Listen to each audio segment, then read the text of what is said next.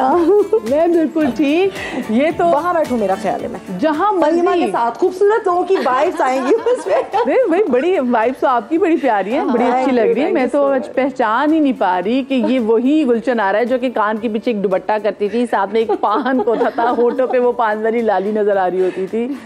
कैसा वैसे फील करी आप? हर घर में अच्छे तरीके से पहुंच गई, और पहले भी आप इतने अच्छे रोल्स करती थी, लेकिन जो यहाँ से आप रजिस्टर्ड हुई हैं वो पहले संभव ऐसे नहीं हो सकी।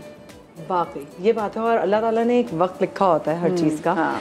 तो मेरा ख्याल है गुलशन आरा के लिए वो वक्त गुलशन आरा के लिए आया था, और मैं सबका थैंक यू कहूँगी कि इतना कैरेक्टर को पसंद किया। मैं तो हमेशा से काम कर रही थी और बहुत अच्छा काम से बहुत अच्छा कोशिश करती थी कि मैं करती रहूँ, बेहतर करूँ, हर कैरेक्टर को अच्छे से बनाने की कोशिश करती थी। लेकिन अब वो वक्त आया कि गुलशन आरा, मुझे पता ही नहीं था कि लोग इतना पसंद करेंगे। हालांकि एक नेगेटिव औरत, और जो तबाह कर दिया जिसने जरा को पट्टियां पड़ा ये बेड़ा गर्क को। लोग ना कहते थे अपने भी ऐसी औरत से दोस्ती नहीं करनी, क्योंकि देखो ऐसी औरत से दोस्ती नहीं करनी। वो ऐसा गुलशन आरा का कैरेक्टर था, ये आई कहाँ से आपके अंदर? ये कहाँ से ढूंढ के लेकर आई?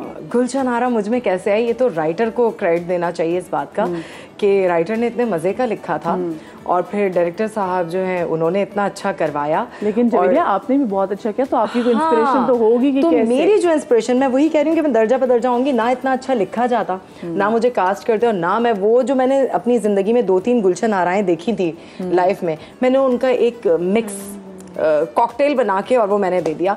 तो वो एक गुलशन आरा अलग टाइप की होगी। मतलब बोलना मैंने एक खातून है उनसे इंस्पिरेशंस लिए। एक खातून मेरे नज़रों से, मतलब बचपन से लेके अब तक गुजरते ही है ना आपकी ज़िंदगी में लोग, कैरेक्टर्स ऐसे होते हैं। तो वो एक और गुजरी, तो उनका एक अंदाज मुझे बड़ा पसंद है, ए भेन। वो मुझे इतना पसंद था कि जब वो मुझे मौका मिला तो मैंने कहा ये वो जगह है जहाँ पे ए भेन यूज़ होगी। तो मैंने हाँ बिल्कुल, तो इस तरह से वो गुलशन आरा निकल आई और लोगों ने पसंद कर लिया। और ये अल्लाह पाक की बड़ी ब्लेसिंग है जनाब कि लोग आपसे इतना प्यार करने लग जाए। क्योंकि भाई लोग फॉरवर्ड करते थे ना कि कब गुलशन आरा आएंगी, फिर जवेरिया एक सीन में आएंगी, तो फिर उसमें मज़ा भी आएगा, क्योंकि वो सीन मज़ेदार होता है देखने में। जवेरिया, आप मुझे बताएं, आपने मीडिया में एंट्री कैसे मारी थी? आपने सोचा हुआ था, बचपन से ख्वाब था कि मैंने टीवी में काम करना है, मैंने एक्ट्रेस बनना है? नहीं, मुझे बचपन से ख्वाब नहीं था। हाँ, टीवी में आने का शौक़ था, लेकिन ऐसा कुछ नहीं था कि मैं कोई एक्ट्रेस बनूं या कुछ हो। ये मुझे अचानक से कुछ हुआ था। और एक दिन मैं देख रही थी जियो का एक ड्रामा, उसमें एक कैरेक्टर कोई खातून परफॉर्म कर रही थी। वो अच्छा नहीं लग रहा था मुझे, मतलब वो उस कैरेक्टर को अच्छे से निभा नहीं रही थी। अच्छा बड़ा नाम था। तो मैंने अपनी बहन से कहा, यार मुझे अगर चांस मिल जाए ना, मैं ऐसा टिका के करूँगी कैरेक्टर। मतलब वो घर बैठे हुए जो आर्टिस्ट नहीं होते, वो बिला हो जाए कि आर्टिस्ट, वो वाला आर्टिस्ट था मैं भी। तो मैंने कहा मैं इतना टिका के करूँगी ना कैरेक्टर, आप देखना। तो बस वो एक होता ना, आपको एक चीज़ कहीं लग जाती है, फिर आप कहते हैं वो करना चाहिए। तो ये वही वाला सीन हुआ था। फिर मैंने कहा यार, मैंने कमर्शियल आर्ट्स में मैंने डिप्लोमा किया 4 ईयर। तो मैंने कहा यार, मैं तो बिल्कुल ही हर चीज़ से दूर हो गई, मैं घर के लिए नहीं बनी हूँ। मुझे नहीं करने सिर्फ घर के काम, मुझे कुछ और भी करना है, कोई नाम बनाना है, कुछ करना है। तो फिर मैंने कहा यार, मैं क्या करती हूँ, मैं ना डायरेक्शन की तरफ जाती हूँ, कर लूँगी मैं।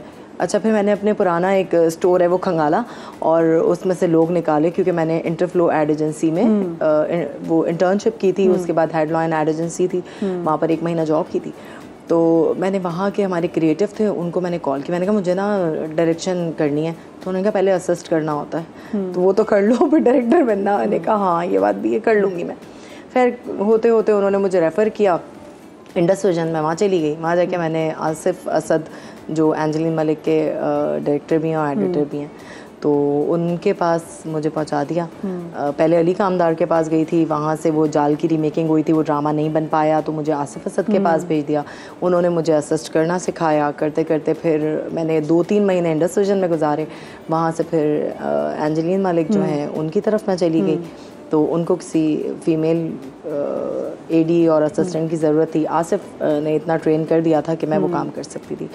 एंजेलिन क्या गई, वहाँ काम करती रही। करते करते फिर अचानक एक दिन एंजेलिन ने कहा कि तुम एक्टिंग क्यों नहीं करती। दिल में सोचा आई तो यही करने दी लेकिन मैंने कहा डायरेक्शन मुझे करनी। कह रही अरे ये भी करती रहो वो भी करती रहो। खैर उन्होंने मुझे कितनी गिरे बाकी हम टीवी का था उसमें ही चांस दिया और पहली दफ़ा मैंने वो किया। करने के बाद जब वो ऑन एयर हुआ तो अगले दिन मुझे साइमा वसीम एक डायरेक्टर हैं जो राजू रॉकेट कर रही थी उसका सोप, तो उन्होंने उनकी तरफ से कॉल आ गई, फिर मैंने वो किया और सिलसिला यूँ चल पड़ा। कितनी ज़बरदस्त सी बात है कि आपने सिर्फ ये नहीं कि कैमरे के सामने क्या काम करना है, कैमरे के पीछे जो काम हो रहा है वो मुझे बड़ा सपोर्ट किया। मुझे आज पता चल गया कि एक स्क्रिप्ट के साथ क्या बर्ताव करना चाहिए। तो वो मुझे पता है, मुझे अपनी कंटिन्यूटीज़ का पता होता है, मुझे अपने हर चीज़ का पता होता है, क्योंकि मैंने एज अ असिस्टेंट डायरेक्टर काम किया तो मुझे सारे मसले पता थे कि अदाकारों के क्या मसले होते हैं। अच्छा, वैसे ये मैं देखती हूँ कि हमसाया मुल्क में तमाम तर जो हैं, आप देख लें, अभी आप सैफ अली खान के बेटे को भी देख लें, मैं उनकी एग्जाम्पल से देख रही हूँ क्योंकि वो साथ ही बैठे हैं ना हमारे, तो हम उनको देख रहे होते, वो ग्रो कर रहे हैं। उनमें से आप सबके बच्चों को उठा के देख लें, आप ये रणबीर कपूर को देख लें, ये रणवीर सिंह को देख लें, सबको देख लें, उन्होंने असिस्ट किया हुआ डायरेक्टर को। तो फिर वो ज़्यादा अच्छे तरीके से समझ पाते हैं कि अच्छा जी भी जो स्क्रिप्ट वगैरह, फिर बाकी प्रोडक्शन की 100 चीज़ें वो सीख लेते हैं। अच्छा, सिवा जवेरिया और फ़हीमा मेरे साथ नहीं है आज, हमारे साथ एक और बहुत ही प्यारा हंसता खिलखिलाता चेहरा आप इनको देखते हैं और ये बड़ी फ्रेशी हैं, बड़ी इंडस्ट्री में ताज़ा हवा का झोंका है, बड़े प्यारे प्यारे कैरेक्टर्स कर रही हैं और डॉल सी बिल्कुल लगती हैं जनाब। तो हमारे साथ जो हमारी जो नेक्स्ट गेस्ट हैं, मैं उनको भी ज़रा बुला लूँ ताकि उसके बाद फिर ना हमारी ज़रा गुफ्तगू थोड़ी और बढ़ जाएगी। हम दावत देने जा रही हूँ इनाया खान को। अस्सलाम वालेकुम, कैसी हैं आप? ठीक है, बिल्कुल ठीक है नाया। How are you? Good, how are you? Good, अल्हम्दुलिल्लाह। इतनी अच्छी लग रही है भाई। नाया बहुत ही कमाल सिंगर भी हैं, एक्ट्रेस के साथ साथ, और अंग्रेजी गाने तो ये बहुत ही बखूबी निभाती हैं। ईद का शो आप लोगों को याद होगा, इनाया ने बहुत प्यारा गाना गाया था। इनाया कैसी हैं आप? ठीक ठाक है, आप कैसी? बिल्कुल ठीक। इनाया मुझे ये बताएं कि आप कैसे आई थी? वैसे मैं क्योंकि दोनों से पूछ रही थी, तो अभी क्योंकि एक सवाल चल ही रहा है, वो तो टेम्पो नहीं तोड़ती मैं, आपसे भी वही पूछूंगी, कैसे आई? वेल बेसिकली मेरा स्टार्ट तो नहीं था एज एन एक्टर, मैंने सोचा था because I wanted to become a singer. बचपन से ही शौक था सिंगिंग का, लेकिन मैंने यहाँ पे कुछ स्टिल्स शूट्स हो रहा, तो आपको पता ही ऑफर आई जाती है कि यार कुछ लॉन के कपड़े वगैरह इस तरह आजकल जो चल रहे होते हैं, तो मैंने किया। तो उससे भी मुझे अप्रोच किया MD वालों ने, हम टी वालों ने एंड स्टफ, तो फिर आगे इस तरह से मेरी जर्नी स्टार्ट हुई। तो acting wasn't something that I wanted to do, but it just suddenly happened and then I loved it. तो फिर मेरे पैशन बन गया एक्टिंग से। So कितना टाइम अब आपको भी इंडस्ट्री में हो गया ना? Max 5 to 6 years. Max 5 to 6 years। भी उसमें भी आपने इतना अच्छा एक तो बना लिया एल्बम। इस टाइम में नहीं आपने सोचा कि मैं कोई गाने का सिंगल ही बना के जब आप YouTube पे डाल दूं? मुझे काफी लोग कह रहे होते हैं कि आप क्यों ना एटलीस्ट कवर सॉन्ग्स करो और YouTube पे अपना चैनल बना के पोस्टिंग वाला करो। तो I think I will soon work on this too, इंशाल्लाह।